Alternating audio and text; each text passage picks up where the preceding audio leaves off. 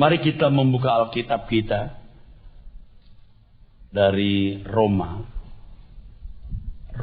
pasal 8. Roma pasal 8. Kita akan membaca beberapa ayat dari pasal 8 ini, tetapi kita baca terlebih dahulu ayat yang ke-14.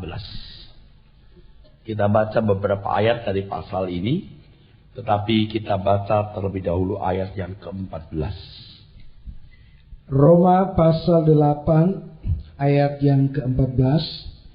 Semua orang yang dipimpin Roh Allah adalah anak Allah. Alkitab tegas mengatakan bahwa hanya orang-orang yang dipimpin oleh Roh Allah adalah anak-anak Allah. Ayat ini secara tidak langsung menunjukkan persyaratan untuk menjadi anak Allah atau patut disebut anak Allah, yaitu dipimpin oleh Roh Allah. Saudaraku sekalian, dalam sejarah manusia, sebutan anak Allah bagi manusia terhenti pada waktu manusia tidak lagi hidup dalam penurutan terhadap kehendak Allah. Di Kejadian pasal 6 ayat 1-4, Alkitab mencatat ada anak-anak Allah dan anak-anak manusia. Anak-anak Allah adalah menunjuk keturunan Set yang masih hidup di dalam asuhan Tuhan. Tetapi ketika terjadi kawin campur dengan anak manusia yang adalah daging adanya, kalau daging adanya, tidak pantas disebut anak Allah.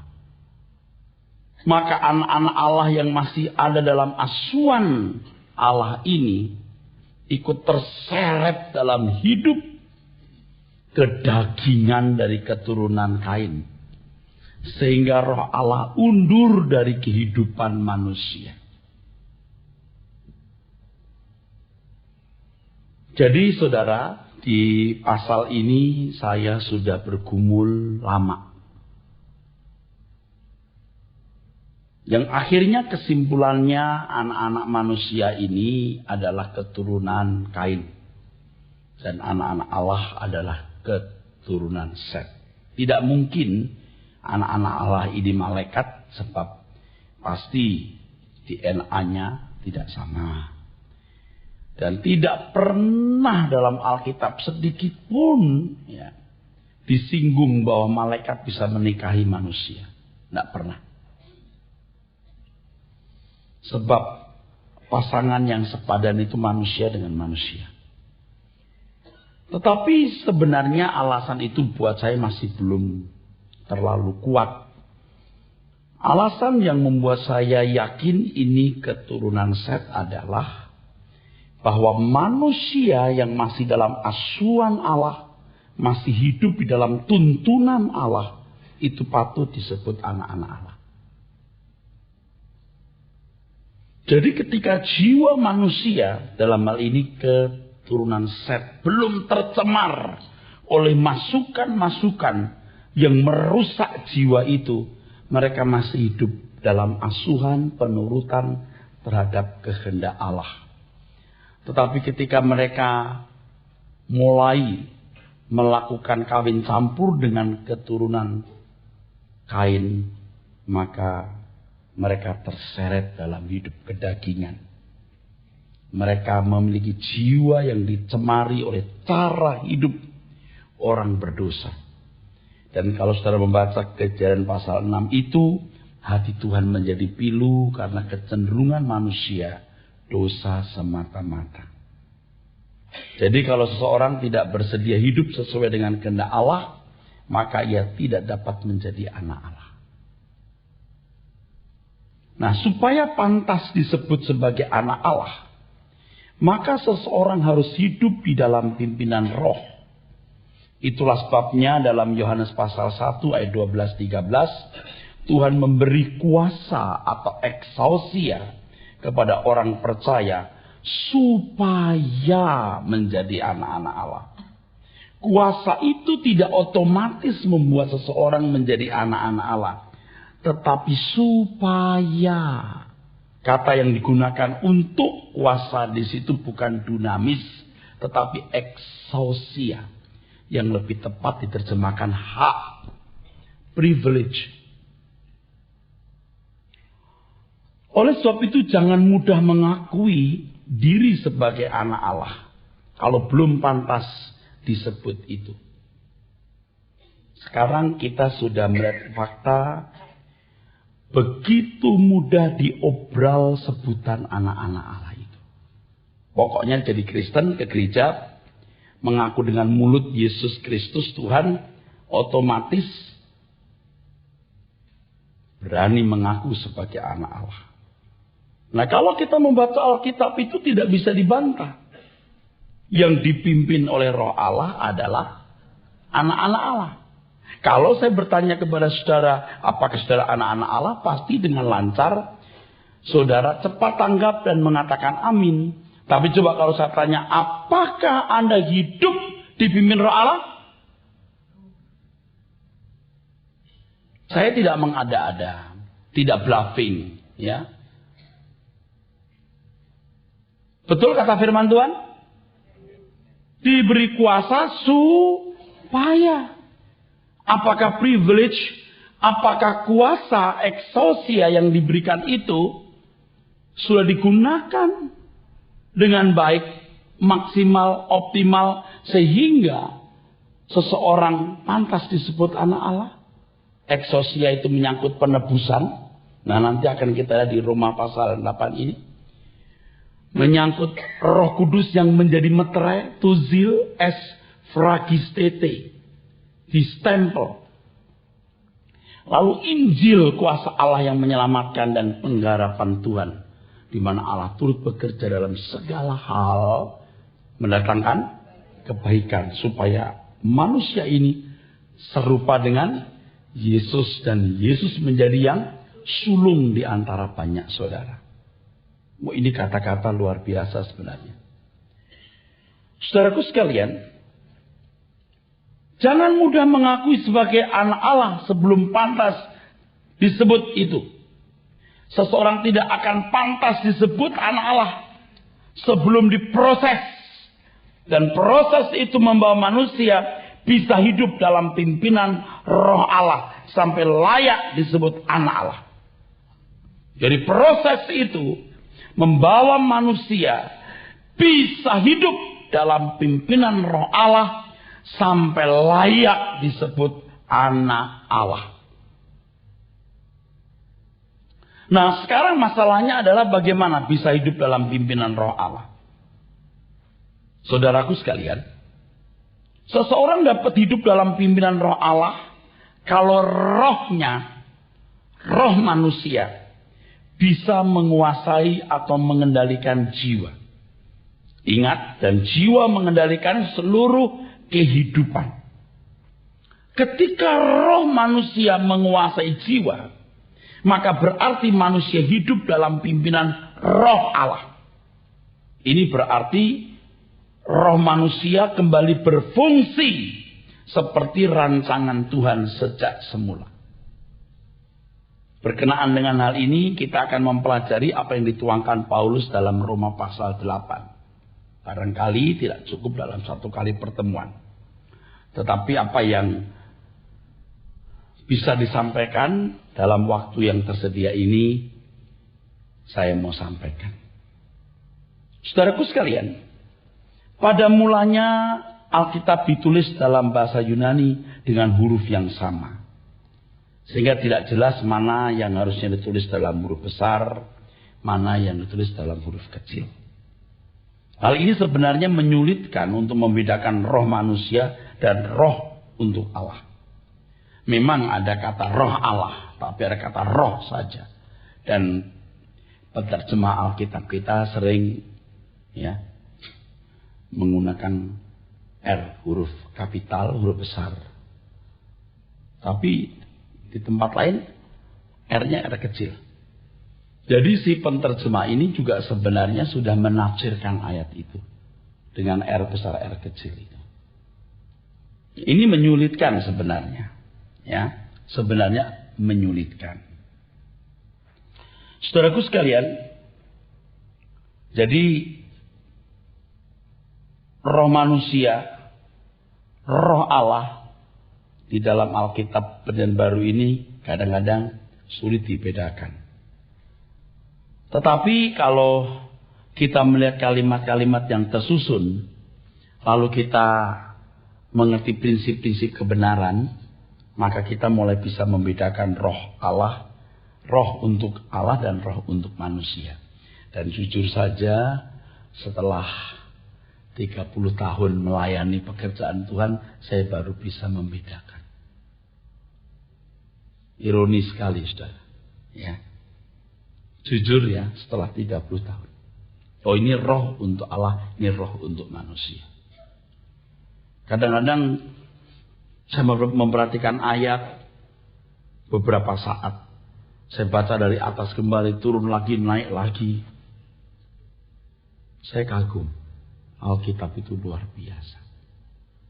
Luar biasa.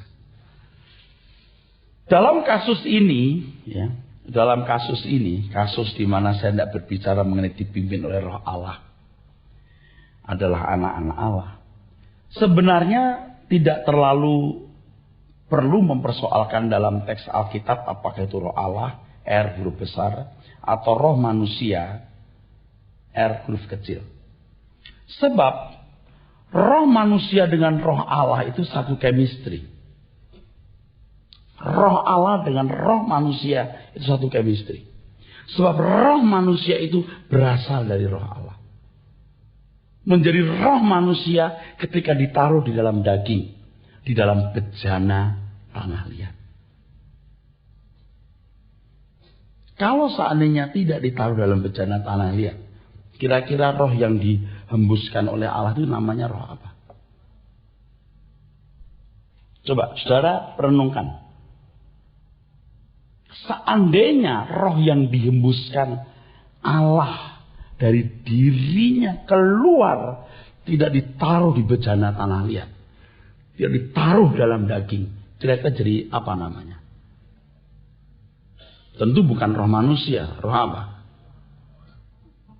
Seandainya roh yang dihembuskan Allah, sesuatu yang keluar dari Allah ini, ruah ini, keluar dari diri Allah, tidak ditaruh di bejana tanah liat, tidak ditaruh di daging, jadi apa namanya? Nggak tahu jadi apa. Tapi kita nggak akan berani mengatakan roh binatang. Sulit mengatakan roh malaikat. Dan kata yang paling mudah dan paling tepat dan paling aman, roh dari Allah. Betul? Roh dari Allah, titik. Kalau roh dari Allah bisa nggak disebut roh Allah? Ya, ini logikanya begini ya. Logikanya begini saja. Walaupun ini nggak sama persis, tetapi analoginya bisa. Ya. Dari gereja mana? Rehobot. Oh, gerejanya Pak Eras. Padahal saudara-saudara sekalian, bukan dari saya ya. Dari gereja Rehobot ini. Gereja dari Pak Eras. Gerejanya Pak Eras. Roh dari Allah. Jadi kita tidak berani sebut itu karena kita tidak biasa berpikir begitu. Kita takut kurang menghormati Tuhan dan takut terlalu meninggikan eksistensi atau keberadaan manusia. Ya. Tetapi coba saudara renungkan, kalau seandainya roh dari Allah ini kan roh dari Allah. Oh, itu udara saja Pak, nggak bisa. Itu membuat manusia menjadi makhluk hidup. Betul? Nggak bisa kita mengatakan demikian. Nanti kan kita akan membaca teks lain. Bukan tanpa alasan kalau kita suci berkata roh yang ditempatkan dalam diri kita. Roh siapa? Roh dari mana? Oke, roh siapa dulu? Roh Tuhan. Seandainya roh dari Allah ini dia ditempatkan dalam diri manusia, dalam daging, dalam bejana tanah liat, disebut apa? Oke, jangan disebut dulu, nanti bisa tidak karu-karuan, tapi direnungkan saja. Kalau Anda tidak siap. Kalau saya terus terang sudah siap. Tapi apa yang saya sudah siap, Anda tidak siap. Dalam kasus ini sebenarnya tidak terlalu perlu mempersoalkan apakah itu roh Allah atau roh manusia. Karena roh manusia juga berasal dari Allah. Dan satu chemistry, satu unsur, pasti. Harus diingat bahwa roh manusia sesungguhnya roh dari Allah. Itu jelas ya saudara. Selama, nah ini sekarang kalimat agak mulai membuat Anda bingung. Tapi ikuti dulu. Selama roh manusia belum rusak, maka masih ada peluang untuk dikembalikan kepada fungsinya. Fungsinya artinya roh itu harus menguasai jiwa, jiwa mengendalikan seluruh kehidupan. Dalam beberapa kesempatan saya menunjukkan bahwa Adam dan Hawa itu ketika diciptakan Tuhan bukan dalam kondisi statis, tapi progresif. Dan itu masih menimbulkan tanda tanya. Oke. Ini saudaraku sekalian ya. Ini roh, nismat hayim, ini daging, bejana, tanah, lihat ini jiwa. Perlu mediasi jiwa karena roh tidak langsung menguasai tubuh. Ya. Fungsi roh yang ditaruh Allah dalam diri manusia itu untuk mengendalikan seluruh kehidupan. Tetapi perlu ada mediasi, yaitu jiwa. Nah, pertanyaannya, ketika Allah menciptakan manusia, apakah sudah sempurna jiwanya? Nah, saya sudah menjelaskan dalam satu sesi. Ini tidak bisa menjelaskan 5 menit. Satu sesi 45 menit. Tapi kesimpulannya adalah bahwa manusia progresif karena jiwanya, kesadarannya, rasionya, pikirannya, itu harus berkembang. Adam dan Hawa belum menemukan jet waktu itu. Padahal semua fasilitas jet supersonik ada, manusia belum. Tapi nanti kalau berkembang pasti. Manusia diberi Tuhan moral. Karena roh ini semat kayim ini punya kemampuan tak terbatas. Tapi yang terbatas itu jiwanya. Ini harus didewasakan. Nah, itulah sebabnya perlu progresivitas. Jadi selama roh manusia belum rusak, maka masih ada peluang untuk dikembalikan kepada fungsinya. Belum rusak artinya masih bisa dibimbing oleh roh Allah untuk bisa kembali berfungsi seperti semula. Ya, fungsi seperti semula ketika ditempatkan Allah dalam bejana tanah liat atau daging. Kalau roh sudah rusak, maka itu berarti tidak ada harapan untuk diperbaiki. Dulu saya ragu-ragu untuk mengatakan roh manusia bisa rusak. Tetapi dalam perjalanan saya selama beberapa bulan ini, saya akhirnya menyimpulkan bisa. Tingkat roh bisa rusak itu, ini pengertian rusak jangan digambarkan mobil mogok atau mobil yang rusak. Artinya roh tidak akan mampu lagi berfungsi.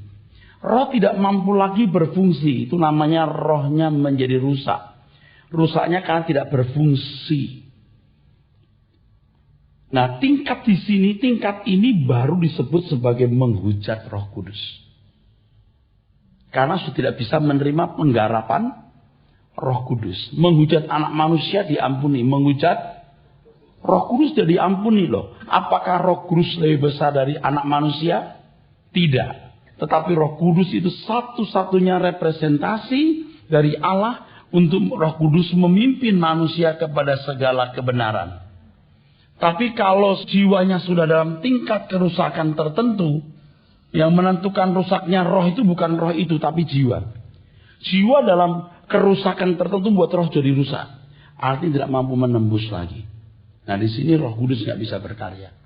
Bukan karena nggak mampu, manusianya sudah menolak. Nah, ini tingkat menghujat Roh Kudus. Tetapi kalau hanya bicara demikian masih belum kuat argumentasinya. Dalam kitab Ayub pasal 4:18 ditemukan kenyataan bahwa malaikat ada yang sesat. Dalam teks aslinya toholah. Yang dalam bahasa Inggris versi New International Version diterjemahkan error. Error. Kalau iblis bisa error, iblis pasti roh, betul? Iblis roh. Roh bisa error. Kenapa ini tidak bisa error? Tentu errornya iblis dengan errornya manusia bisa beda. Tetapi prinsipnya bahwa ada satu level di mana manusia tidak bisa diperbaiki. Dan saya meminjam kata rohnya rusak. Saya sudah katakan tadi rohnya rusak bukan karena roh itu sendiri, tapi jiwanya tidak mampu digarap lagi. Coba kalau jiwa diisi terus dengan hal-hal negatif sampai tingkat tertentu, yang didengar itu salah terus. Tingkat tertentu tidak bisa diperbaiki. Tidak bisa. Orang itu tidak bisa jahat mendadak atau baik mendadak, saudara. Tidak bisa. Jadi kalau diisi terus nih, jiwanya dengan input-input yang salah, jiwa rusak dalam level tertentu, Roh Kudus tidak bisa menggarap lagi. Itu yang saya bilang rohnya rusak. Bukan karena roh itu sendiri rusak. Yang saya pahami karena ini sudah terlalu rusak. Nah saya mencoba untuk meneropong. Kira-kira iblis itu kalau nggak punya tubuh, punya jiwa nggak? Lalu saya cuma punya kesimpulan bahwa jiwa dan roh iblis sudah menyatu. Sudah menyatu. Tapi yang jelas iblis bisa rusak. Kenapa kita nggak bisa rusak? Sangat bisa rusak. Roma pasal 8 terdapat beberapa ayat yang mencantumkan kata roh. Hal ini penting untuk dibedah. Sebab di sini kita menemukan rahasia kehidupan umat pilihan yang sejati. Kristen yang benar. Dalam pasal 8 ini terdapat banyak kata roh. Tapi tidak jelas manakah roh untuk manusia dan roh untuk Allah. Kita harus bisa membedakan manakah roh untuk Allah dan roh untuk manusia. Walaupun pembedaan itu sebenarnya tidak terlalu mutlak perlu. Tidak terlalu mutlak perlu bukan berarti tidak perlu. Maksud pembahasan ini adalah untuk menjelaskan bahwa manusia yang dikembalikan kepada rancangan semula Allah adalah manusia yang diharapkan memiliki roh yang bisa mengendalikan jiwa. Sebab hanya orang yang dikendalikan rohnya yang bisa hidup dalam pimpinan roh Allah. Hanya manusia yang rohnya mengendalikan jiwa, orang yang bisa hidup dalam pimpinan roh Allah, yang bisa berjalan seiring, stoikomen. Nah ini kita bahas di bab belakang. Jadi kenapa kita nanti melihat Roma pasal 8, kalau bisa membedakan ini roh Allah, ini roh manusia. Kenapa? Sebab keselamatan itu usaha Tuhan mengembalikan manusia kepada rancangannya. Dan rancangan Tuhan adalah agar roh nismat hayim itu menguasai jiwa, mengendalikan seluruh kehidupan. Dan kalau itu terjadi berarti manusia hidup dalam pimpinan roh. Itu berarti dia pantas disebut anak-anak Allah. Makanya disebut man of God. Man of God. Saudara percaya nggak manusia itu punya unsur ilahi? Ya, karena rohnya roh dari Allah. Kalau Tuhan Yesus ketika mengenakan tubuh manusia ada unsur Allah nggak? Ada unsur manusia nggak? Ya, tapi dia Allah, anak Allah tunggal. Beda. anak Allah yang tunggal. Nggak bisa dimultiplikasi. Tapi kita nismat hayim. Hai tunggal, yim jamak, hayim. Tapi ini anak-anak Allah juga punya unsur Allah, tapi bukan Allah. Walaupun bukan Allah, tapi mampu memiliki pikiran Allah, perasaan Allah, tindakan Allah. Roh manusia yang berasal dari Allah bukan hanya kekuatan yang menghidupkan, tapi juga memuat pikiran, perasaan, dan kehendak yang sesuai dengan Allah. Roh di dalam manusia satu chemistry dengan Allah. Itulah sebabnya tidak terlalu perlu membedakan antara roh Allah dan roh manusia dalam konteks bahasan kita ini. Dan nanti Bapak Ibu akan tahu kenapa saya mengatakan ini. Di dalam roh manusia terdapat nurani yang terdalam, yang bisa menyuarakan suara Tuhan. Itulah sebabnya Amsal mengatakan dalam Amsal 20 ayat 27 bahwa roh manusia adalah pelita Tuhan. Roh manusia adalah pelita Tuhan. Roh, nishama. Kata yang sama di Kejadian 2 ayat 7. Roh manusia pelita Tuhan. Karena roh manusia adalah dari Tuhan, maka Tuhan begitu perhatian terhadap keselamatan manusia. Begitu besar perhatian Tuhan kepada manusia, sehingga Tuhan Yesus Allah Anak memberikan dirinya untuk keselamatan manusia. Bukan fisiknya. Ini tidak bernilai apa-apa. Sebab ini akan hancur. Yang bernilai adalah rohnya. Maka di Yakobus 4 ayat 5 tertulis, janganlah kamu menyangka bahwa kitab suci tanpa alasan berkata, roh yang ditempatkan Allah di dalam diri kita diingininya dengan cemburu. Nah, roh yang dimaksud dalam teks ini adalah roh manusia, bukan roh Allah. Roh dari Allah, tapi bukan roh Allah. Diingini dengan cemburu. Anda mungkin berkata, paling bisa Pak. Anda kalau baca ayat sebelumnya. Kamu mengingini suatu, kamu berdoa, kamu gak dapat. Kamu berkelahi, tapi kamu gak dapat. Berdoa pun gak dapat. Karena apa yang kau minta untuk memuaskan hawa nafsumu. Lalu ayat yang keempat, persahabatan dengan dunia, permusuhan dengan Allah. Baru ayat yang kelima, bukan tanpa alasan kalau kitab suci berkata, roh yang ditempatkan Allah dalam diri kita diingininya dengan cemburu. Karena roh itu dari Allah. Kalau ini dikotori dengan kecemaran-kecemaran sampai roh tidak bisa menembus lagi. Ini kalau bagi orang-orang Kristen yang sebenarnya memiliki potensi untuk diubah. Kalau mati tubuhnya kembali ke tanah, jiwa rohnya ini menyatu.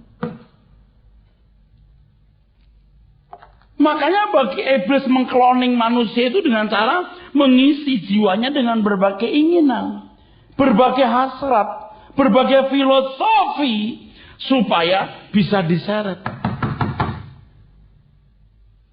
Bisa diseret rohnya.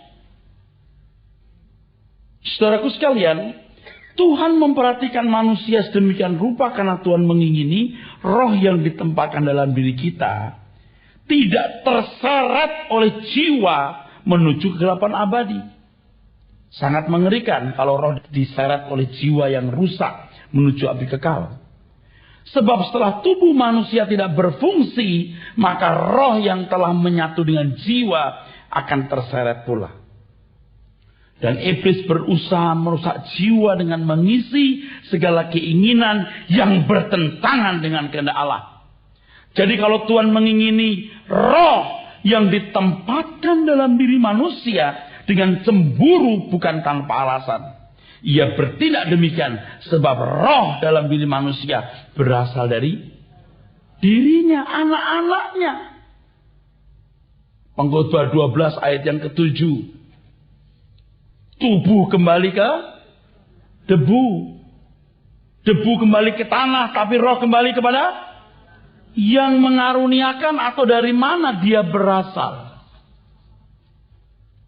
Nah, nanti kalau kita bicara soal anak-anak Allah, bayangan kita jangan cuma sebutan, harus melihat nilainya. Nilai, bukan sekedar sebutan, status, diadopsi. Tapi kita sekarang mulai dewasa berbicara soal anak Allah, kita juga harus memiliki proyeksi berpikiran pada nilai hidup kita. Sebab kita ini dilahirkan oleh Allah. Tubuhnya dari tanah, tapi rohnya dari Allah. Sebelum manusia jatuh dalam dosa, roh manusia yang menguasai dan mengendalikan kehidupan. Tetapi setelah manusia jatuh dalam dosa, maka roh menjadi tidak berdaya. Itulah sebabnya Tuhan Yesus menyatakan bahwa roh memang penurut, tapi daging lemah. Matius 26 ayat 41, Markus 14 ayat 38. Roh manusia hendak taat kepada keinginan Bapa, tapi daging tidak mampu untuk mengikuti kehendak Bapa. Setelah roh tidak mampu menguasai kehidupan manusia, maka jiwa yang mengendalikan hidup. Dan bagaimana kualitas jiwa tergantung dari input, ingat, dari masukan. Nah, jiwa ini yang kemudian mengontrol kehidupan. Jadi bagaimana keadaan hidup seseorang yang rohnya tidak berdaya lagi mengontrol seluruh hidup tergantung dari masukan terhadap jiwa tersebut. Nah, Anda bisa membayangkan ketika keturunan Set belum campur aduk dengan keturunan Kain, itu jiwanya pasti masih bersih. Jiwanya masih bersih, Roh Kudus masih berkenan, masih bisa mengendalikan. Tapi begitu kawin campur, rusak, Roh Kudus undur. Alkitab mengatakan manusia daging adanya. Maka daging manusia, kalau masih dibimbing oleh Roh Allah, masih bisa hidup dalam asuhan, disebut anak Allah. Karena masih bisa dipimpin oleh Roh Allah, tapi rentan sekali. Saya bisa membayangkan, dan ketika saya mempersiapkan khotbah ini beberapa waktu yang lalu bicara soal ini, sungguh hati saya begitu miris. Saya bisa membayangkan begitu pedihnya hati Allah. Allah sudah tahu manusia tidak akan mampu mencapai standar kesucian Allah. Karena sudah jatuh dalam dosa. Telah terkena hukum maut, hukum dosa. Tapi ini masih bersih. Allah masih menopang. Dia masih mendampingi. Dia masih mengasuh. Sampai di mana manusia ini nurut. Ketika tidak nurut, ditinggal. Bisa paham maksudnya? Udah gak ada harapan loh. Sudah jatuh dalam dosa, udah gak ada harapan manusia bisa mencapai standar kesucian Allah. Tapi Allah tetap dampingi. Di Kejadian pasal 6. Ingat itu?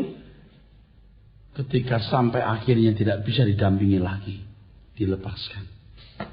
Goodbye. Bisa mengerti maksudnya? Dan kita orang-orang yang dipilih Tuhan untuk bisa dikembalikan hidup menurut pimpinan roh, supaya pantas disebut anak-anak Allah. Harus dicatat bahwa jiwa akan menyatu dengan roh dalam keabadian. Keselamatan dalam Yesus Kristus bermaksud untuk mengembalikan keadaan manusia yang dikendalikan dan dikontrol oleh rohnya. Bukan rohnya, rohnya. Makanya diberi Injil. Diberi Injil. Supaya ini mengalami pembaharuan pikiran. Roma 12 ayat yang kedua. Supaya mengerti kehendak Allah, apa yang baik, yang berkenan, dan yang sempurna. Cocok. Satu chemistry lagi jiwanya. Bisa dibawa. Ini berarti hidup menurut pimpinan roh Allah. Atau bisa berjalan seiring. Oke, kita sekarang masuk ke Roma pasal 8. Seperti yang tadi sudah saya janjikan. Roma pasal 8. Ayat yang kedua. Oke, boleh dari ayat 1 dulu boleh. Roma pasal 8 ayat 1. Demikianlah sekarang tidak ada penghukuman bagi mereka yang ada di dalam Kristus Yesus. Roh yang memberi hidup telah memerdekakan kamu dalam Kristus dari hukum dosa dan hukum maut. Oke, berhenti dulu. Berhenti dulu. Kita akan pelajari kalimat ayat yang kedua, dibaca ulang. Roh yang memberi hidup telah memerdekakan kamu dalam Kristus dari hukum dosa dan hukum maut. Nah, sekarang mulai perlahan-lahan kita bicara. Apa yang tadi saya jelaskan itu sudah pernah saya jelaskan dan sudah pernah saya ulangi dan akan saya ulangi lagi. Dalam Roma 8 ayat yang kedua ini tertulis, roh yang memberi hidup telah memerdekakan kamu dalam Kristus dari hukum dosa dan hukum maut. Ini kalimat kalau cuma dibaca sekilas, yakin nggak ngerti orang. Yakin nggak ngerti. Mari kita belajar. Roh yang memberi hidup dalam ayat yang kedua ini menunjuk roh Allah, bukan roh manusia. Sebab roh manusia sudah mati. Kata mati saya kurang senang sebenarnya. Saya lebih senang menggunakan kata tidak berdaya. Roh berkehendak, tapi tubuh daging lemah. Astenes, roh berkehendak, tapi daging impoten. Ya. Roh berkehendak, tapi daging lemah. Nah, saudaraku sekalian, ini roh yang membangkitkan Tuhan Yesus yang juga menjadi meterai diri kita. Efesus 1 ayat 13. Roh itu menjadi meterai, tusil, distempel, ditempelkan. Menjadi meterai artinya ditempelkan. Hal ini dimaksudkan, perhatikan baik-baik. Hal ini dimaksudkan agar roh manusia bisa dihidupkan kembali. Agar bisa berfungsi seperti maksud Tuhan menempatkan roh tersebut ke dalam daging. Nah, hukum maut atau hukum dosa maksudnya adalah kodrat dosa, sinful nature dalam diri manusia yang membuat manusia tidak mampu mencapai standar kesucian Allah. Jadi sebelum Tuhan Yesus dibangkitkan, ya, dan Roh Kudus tidak turun, itu manusia masih ada di bawah hukum maut dan hukum dosa. Tapi roh yang membangkitkan Yesus, roh yang membangkitkan kamu juga. Memerdekakan kamu dalam Kristus dari hukum dosa dan hukum maut. Jadi kalau tadinya tidak ada peluang untuk bisa kembali eksis, berfungsi seperti maksud semula Allah menaruh roh ini dalam daging. Dengan kemerdekaan ini potensi diberikan, peluang dibuka, tidak otomatis. Mohon perhatikan, tidak otomatis. Saya senang dengan kata tusil ini, meterek, ditempelkan. Itu dihidupkan. Memang tidak semua saya bisa jelaskan dengan kata-kata. Membutuhkan konstruksi berpikir yang lengkap dan luas. Dan jangan harap dengan sekali dengar khotbah lalu Anda ngerti. Saya tidak yakin Anda ngerti. Lengkap. Tetapi Anda harus rajin dan tekun mendengar suara kebenaran. Sampai bisa memiliki satu struktur bangunan yang lengkap.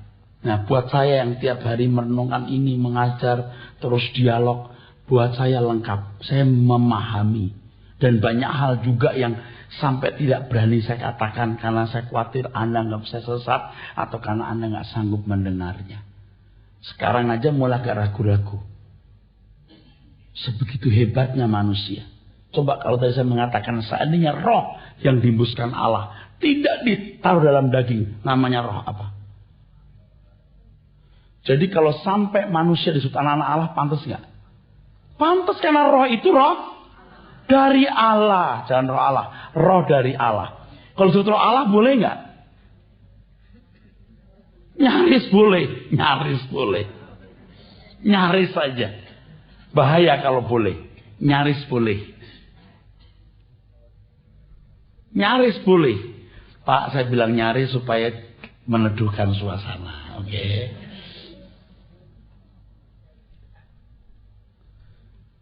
Supaya engkau dalam aku ya Bapa, aku dalam engkau ya Bapa, dan mereka dalam kita. Jadi tunggal nggak? Allah Bapa, Anak, dan kita. Loh, di Injil Yohanes pasal 17 ayat 20 21 begitu bunyi doanya. Aku dalam engkau, engkau dalam aku, mereka dalam kita. Ayo. Betul nggak di situ? Loh iya, tapi saya nggak bilang Tritunggal dalam arti Allah Bapa, Anak, Roh Kudus. Tidak. Ini satu kebersamaan yang beda. Oke, saya teruskan ya. Jangan menyimpang dulu ya. Roh Allah itu membebaskan kita dari hukum dosa dan hukum maut. Artinya bahwa manusia diberi kemampuan untuk mencapai standar kesucian yang dikehendaki Allah. Dengan kemerdekaan itu. Bisa. Maka Tuhan Yesus bisa berkata, kamu harus sempurna. Seperti Bapak, karena Tuhan akan memberikan fasilitas dan segala possibility-nya.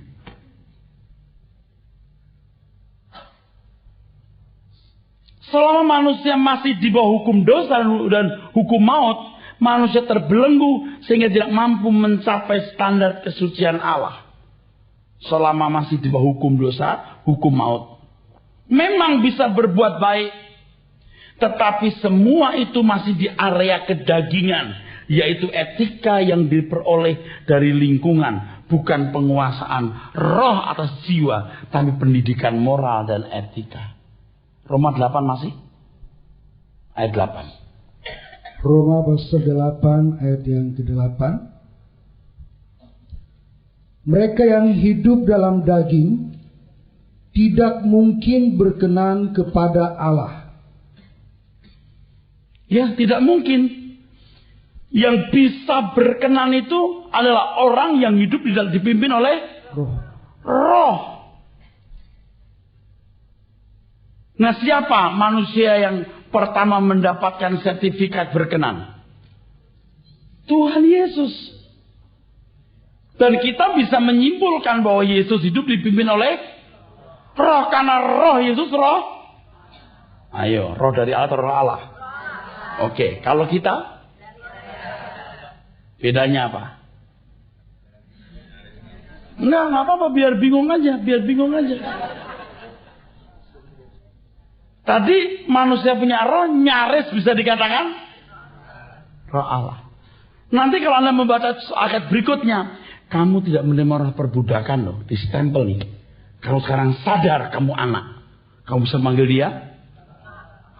Mantap nggak? Mantap sekali. Makanya jangan gara-gara berlian ada nyolong, miskin. Amin. Jangan gara-gara mobil Anda jadi mencuri, miskin. Kita roh, punya roh dari Allah. Wah, itu hebat sekali, saudara. Ini hebat sekali. Luar biasa. Terus terang Pak, saya persiapan khotbah ini 8 halaman ini. Saya takut Anda bingung. Tapi saya pelan-pelan mulai terbuka nih. Ya, oke. Jadi seseorang bisa berkategori berkenan di hadapan Allah kalau semua yang dilakukan dan keadaan batiniahnya sesuai dengan keinginan Allah. Apa yang dilakukan? Bukan hanya itu, tapi keadaan batiniahnya, karena sering orang munafik, betul, yang dilakukan tidak sesuai dengan apa yang ada di batinnya. Jika yang dilakukan dan keadaan batiniahnya sesuai dengan keinginan Allah. Dan itulah kehidupan yang dimiliki Tuhan Yesus. Itulah yang dimiliki Tuhan Yesus. Tuhan Yesus memiliki roh apa? Allah menguasai, jiwa mengendalikan, dan Tuhan membuktikan dia bisa. Dia bisa. Maka Tuhan bilang, seperti aku menang, kamu menang. Sudah menang belum? Jangan ngomong di sebelahmu kamu atau menang ya. Belum menang. Sebutan anak Allah itu degradasi, ya, sudah merosot. Sebutan pemenang juga merosot. Penipuan, bohong. Tidak pernah berkelahi kok bilang menang. Tidak pernah bergumul kok bisa bilang pemenang. Ayo kita baca Roma 8 ayat yang keempat sampai ayat yang keenam. Supaya tuntutan hukum Taurat digenapi di dalam kita, yang tidak hidup menurut daging, tetapi menurut roh. Ini roh manusia. Di sini roh manusia. Terus, sebab mereka yang hidup menurut daging memikirkan hal-hal yang dari daging. Mereka yang hidup menurut roh, roh manusia, memikirkan hal-hal yang dari roh. Hal-hal roh manusia. Terus, karena keinginan daging adalah maut, tetapi keinginan roh manusia dan damai sejahtera. Iya, jangan. Pak, ini roh ini huruf besar kecil. Roh ini huruf besar, Pak. Saya sudah rubah sendiri di catatan khotbah saya. Itu R kecil. Roh dalam ayat-ayat ini walaupun teks bahasa Indonesianya menggunakan huruf besar, tapi sebenarnya menunjuk pada roh manusia, bukan roh Allah.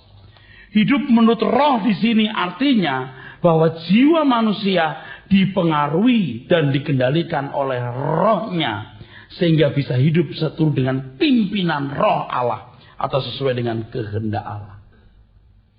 Roh Allah, Roh Kudus, ingat fasilitas exousia tadi, betul? Right, privilege. Ini menuntun jiwa untuk mengerti kebenaran.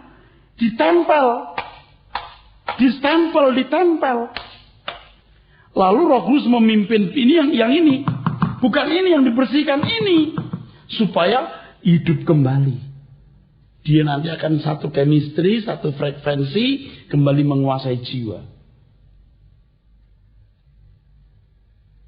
Ya memang ini tidak bisa dijelaskan secara sempurna. Tapi kerangka berpikirnya mesti sudah dapat. Dan ingat, kita perlu waktu banyak untuk membangun satu bangunan berpikir yang lengkap.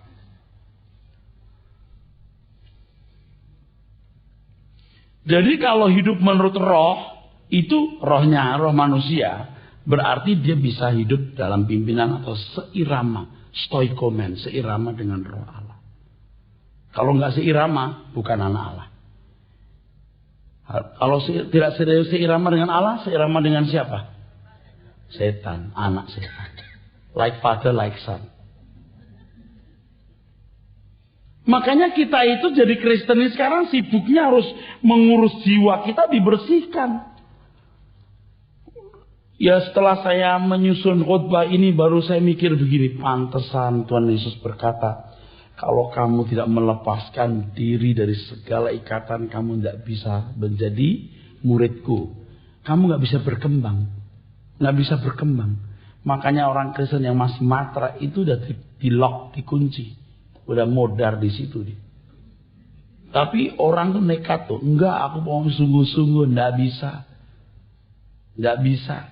Sop mutiara tidak diberikan kepada babi. Dan barang kudus tidak kepada. Siapa babi ini? Siapa anjing ini? Nggak mungkin itu babi beneran. Babi itu gambaran kan? Anjing ini pasti bukan bulldog atau golden. Pasti itu manusia yang digambarkan seperti hewan yang nggak layak terima barang kudus. Bagaimana you mengerti kebenaran kalau you punya pikiran masih tertuju kepada perkara dunia? Maka orang harus berani berkata, aku memilih Tuhan. Walaupun unsur duniawinya belum lenyap, tapi aku memilih mengasihi Tuhan. Maka Allah garap dia. Allah turut bekerja dalam mendatangkan kebaikan bagi orang yang mengasihi Tuhan. Harus diledakkan dalam diri masing-masing. Aku mau mencintai Tuhan. Oke, dalam Roma 8 sekarang ayat 7 sampai 9. Sebab keinginan daging adalah perseteruan terhadap Allah, karena ia tidak takut kepada hukum Allah. Hal ini memang tidak mungkin baginya. Mereka yang hidup dalam daging tidak mungkin berkenan kepada Allah. Tetapi kamu tidak hidup dalam daging, melainkan dalam roh, jika memang roh Allah diam di dalam kamu. Tetapi jika orang tidak memiliki roh Kristus, ia bukan milik Kristus. Tetapi kamu tidak hidup dalam daging, melainkan roh manusia. Kata roh sini roh manusia. Hidup dalam roh di sini artinya hidup dalam pengaruh dan kendali manusia itu sendiri melalui jiwanya. Saya ulangi. Hidup dalam roh di sini artinya hidup dalam pengaruh dan kendali roh manusia melalui jiwanya. Jiwanya dikendalikan dipengaruhi roh manusia dan jiwanya mengendalikan seluruh hidup. Kalimat berikutnya, jika memang roh Allah diam dalam kamu. Tidak mungkin orang bisa berkenan kepada Allah kalau tidak menerima Roh Kudus. Tidak mungkin. Maka dikatakan jika memang roh Allah diam dalam kamu, artinya bahwa roh Allah dimeteraikan, ditempelkan dalam diri kita untuk menuntun roh kita agar dapat menguasai jiwa dan jiwa mengendalikan kehidupan ini. Tidak mungkin kamu bisa hidup menurut pimpinan roh Allah kalau tidak roh Allah diam dalam kamu. Maka kalimat berikutnya apa? Masih 9. Ulangi. 9. Tetapi kamu tidak hidup dalam daging. Tapi kamu tidak hidup dalam daging. Terus? Melainkan dalam roh. Ya. Jika memang roh Allah diam di dalam kamu. Kalimatnya begini. Jika roh Allah tidak diam, kamu nggak mungkin di dalam roh. Jadi Roh Kudus ini dimeteraikan supaya kamu punya peluang untuk hidup menurut roh. Sebab ini memerdekakan dari hukum maut dan hukum dosa. Kalimat berikutnya. Tetapi jika orang tidak memiliki roh Kristus, ia bukan milik Kristus. Di situ kacau nggak kira-kira kita pikirannya? Sekali kacau, tapi hebat Tuhan itu. Kenapa nggak roh Yesus? Kenapa nggak roh Allah lagi? Kok roh Kristus? Coba. Ini kalau bukan Roh Kudus yang tuh bikin Paulus menulis, nggak mungkin. Dan kita harus tanya Roh Kudus, gimana ya Tuhan? Seperti satu anak memberikan saya tulisan, pertanyaan, pemuda kayaknya. Pak, Bapak menjelaskan di satu tempat bahwa soal nama yang dihapus. Berarti nama udah tertulis, terus dihapus. Tapi Pak, ada ayat yang mengatakan ada orang-orang yang namanya tidak pernah tertulis dalam kitab kehidupan. Kaget saya dengar, iya. Coba gimana jawabnya? Berarti memang ada nama yang tidak pernah tertulis dalam kitab kehidupan. Waduh, berarti memang ditentukan untuk binasa. Padahal konsep saya tidak mungkin begitu. Saya diam dulu gini. Tuhan, jawabnya apa ini? Sederhana jawabnya. Pengen tahu? Pengen tahu? Atau lain waktu aja? Sekarang atau nanti? Oke. Nanti aja ya. Jawabnya sederhana. Pengen tahu? Oke. Jawabannya begini. Di situ kitab kehidupan anak domba. Bukan kitab kehidupan tok. Ada kitab kehidupan, ada kitab kehidupan anak domba. Kitab kehidupan anak domba, kalau baca teks sebelumnya, itu orang-orang tertentu jadi laskarnya Kristus. Itu yang hidup sesudah zaman anugerah. Makanya orang yang hidup sebelum zaman anugerah dan yang gak pernah mendengar Injil, gak pernah tertulis dalam kitab kehidupan anak domba itu. Amin. Merdeka. Ayo lo, mau nanya apa lagi lo? Sederhana jawabnya. Nah ini juga Tuhan, kenapa kok begini? Jika memang roh Allah yang dalam kamu, tapi jika orang tidak memiliki roh Kristus, ia bukan milik Kristus. Loh. Oke, kita baca ayat 7. Nomor 9. Ayat yang ke-7. Sebentar, Anda tahu maksud saya? Ini kok terus roh Kristus ini gimana? Roh Allah, roh Kristus. Kenapa nggak roh Yesus atau roh Allah lagi? Ruwet tuh. Coba dibaca lagi. Sebab keinginan daging adalah perseteruan terhadap Allah, karena ia tidak takut kepada hukum Allah. Terus? Hal ini memang tidak mungkin baginya. Ya. Mereka yang hidup dalam daging tidak mungkin berkenan kepada Allah. Tidak mungkin, karena standar kesucian itu harus roh dari Allah. Yang satu chemistry, satu unsur, satu pikiran perasaan dengan Allah menguasai jiwa. Jiwa mengendalikan. Makanya kalau cuma masukan begini nggak mungkin berkenan. Nggak mungkin. Itu maksudnya. Terus?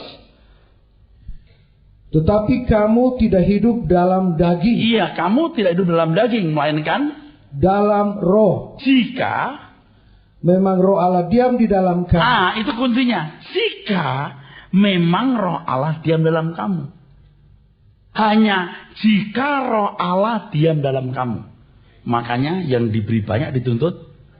Makanya untuk orang Kristen, Tuhan Yesus, untuk orang percaya, Tuhan Yesus berkata kamu harus sempurna. Terus? Tetapi jika orang tidak memiliki roh Kristus, ia bukan milik Kristus. Nah, dalam ayat ini juga ditegaskan bahwa barang siapa tidak memiliki roh Kristus, ia bukan milik Kristus. Mengapa dikatakan demikian? Tetapi jika orang tidak memiliki roh Kristus, ia bukan milik Kristus. Perhatikan dalam teks ini tidak dikatakan roh Yesus atau roh Allah, tetapi roh Kristus. Berarti tidak memiliki roh yang mengurapi. Karena Kristus artinya, jikalau Kristus diurapi, anak Allah juga. Pelan-pelan. Renungkan dulu. Roh Kristus itu roh pengurapan. Coba renungkan, hebat sekali kan? Kalau Kristus diurapi, kita juga. Nah, pengurapan atas kita itu roh Allah yang diberikan kepada kita. Lebih baik aku naik ke surga, kalau aku naik ke surga, Roh Kudus turun. Dan Roh Kudus itu, Yohanes 16:13, memimpin kamu kepada segala kebenaran. Roh Kristus artinya diurapi. Jadi kalau seorang tidak memiliki Roh Kristus, pengurapan itu, dia tidak mungkin hidup menurut roh. Nah, kalau kita bicara soal pengurapan, hari ini bicara soal karunia. Penyimpangan nggak? Penyimpangan. Coba perhatikan yang berbahasa roh itu. Semua benar hidupnya? Enggak. Tapi kalau pengurapan itu berfungsi sebagaimana mestinya, maka dia mampu hidup menurut roh. Itu pengurapan. Masih bersama saya nggak? Pengurapan itu berfungsi sebagai kemampuan untuk menghidupkan manusia bisa melakukan kehendak Allah. Ayat 11 dibaca. Dan jika roh Dia yang telah membangkitkan Yesus dari antara orang mati diam di dalam kamu. Ya, roh yang membangkitkan Yesus terus diam dalam kamu. Coba, hebatnya nih. Terus. Maka Ia yang telah membangkitkan Kristus Yesus dari antara orang mati akan menghidupkan juga tubuhmu yang fana itu oleh rohnya yang diam di dalam kamu. Ini tidak mungkin bicara soal di balik kubur. Nah, orang simpel berpikirnya ini nanti kebangkitan. Oh enggak, ini sekarang. Enggak mungkin nanti. Ini konteksnya hari ini. Ulangi, baca. Mesti teliti. Ayat 11. Dan jika roh Dia yang telah membangkitkan Yesus dari antara orang mati diam di dalam kamu, maka Ia yang telah membangkitkan Kristus Yesus dari antara orang mati akan menghidupkan juga tubuhmu yang fana itu oleh rohnya yang diam di dalam kamu. Menghidupkan tubuh yang fana artinya memberi kemungkinan atau peluang di mana roh manusia bangkit kembali menguasai daging agar daging ini melakukan kehendak Allah. Sebab Kalau daging ini tidak dikendalikan Allah, itu tidak diperhitungkan sebagai kehidupan. Jadi berbicara mengenai pengurapan, hendaknya kita tidak hanya menitik beratkan pada karunia, tapi kemampuan atau kuasa Tuhan yang Tuhan berikan untuk hidup sesuai dengan kehendak Allah dengan benar. Menghidupkan tubuhmu. Makanya bagaimana Paulus mengatakan hidupku bukan aku lagi, tapi Kristus yang, dan hidup yang kudip dalam daging ini hidup karena iman.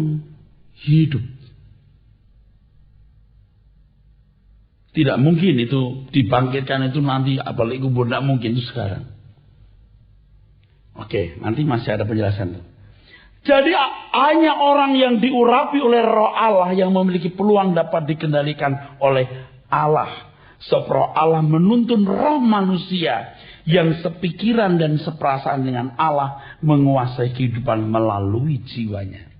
Orang yang tidak dikendalikan oleh rohnya pasti dikendalikan oleh jiwa yang dikuasai kedagingan yang telah tercemar oleh keinginan dunia. Ini berarti ia memiliki diri sendiri. Hidup suka-suka sendiri. Tuhan ingin supaya setiap kita dimiliki oleh Kristus. Jadi jangan heran kalau Tuhan mengatakan biarlah orang mati menguburkan. Kamu tidak mati, kamu hidup. Alkitab menyatakan bahwa semua orang yang dipimpin Roh Allah adalah anak-anak Allah. Sebab tidak menerima roh perbudakan yang buat seorang menjadi takut lagi.